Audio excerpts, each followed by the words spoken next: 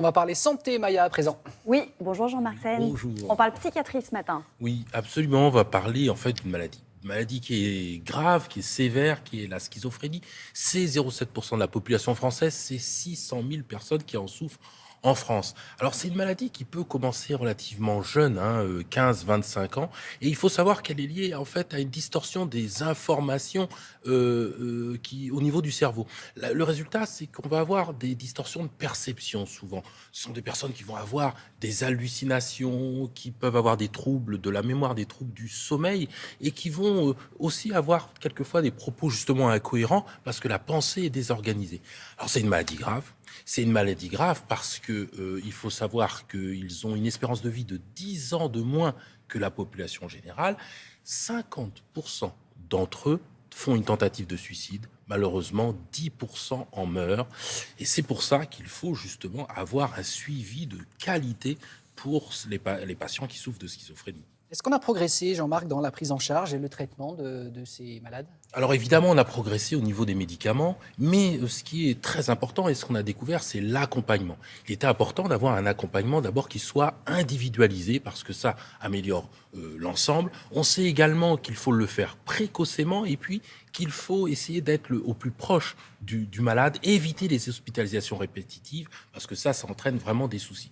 Et justement, c'est les unités mobiles qui associent médecins et infirmiers qui vont aider à faire tout cela. Et on est allé à Lyon. Tout ça, alors pour rester au maximum sur un suivi à domicile. Absolument, au plus proche du patient pour éviter ces fameuses hospitalisations qui sont absolument terribles. Et ces unités mobiles sont absolument essentielles. Il y en a un peu partout en France. Et on est allé à Lyon pour voir justement une unité mobile. C'est l'hôpital psychiatrique du Vinatier qui a cette unité mobile. Et c'est un reportage de Richard Zarzavadjian. Ce matin, je pars avec un infirmier, avec Sébastien. On va voir un patient qu'on suit depuis un certain temps, qui est suivi en fait pour une schizophrénie, qui est actuellement stabilisée. L'équipe mobile en fait suit plusieurs types de profils. On voit par exemple des personnes qui ont une schizophrénie comme ce patient, des personnes qui ont un trouble bipolaire, une dépression ou des troubles anxieux. Donc tout type de profil.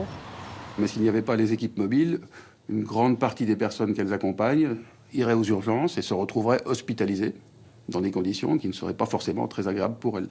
Là, on voit les personnes qui sont arrivées aux urgences cette nuit. Donc l'objectif, avec les équipes mobiles, c'est d'éviter que d'autres personnes viennent se rajouter à celles-ci. C'est d'éviter l'aspect traumatique de l'hospitalisation. C'est tout un parcours qui est extrêmement difficile pour ces personnes. Il faut tout faire pour l'éviter.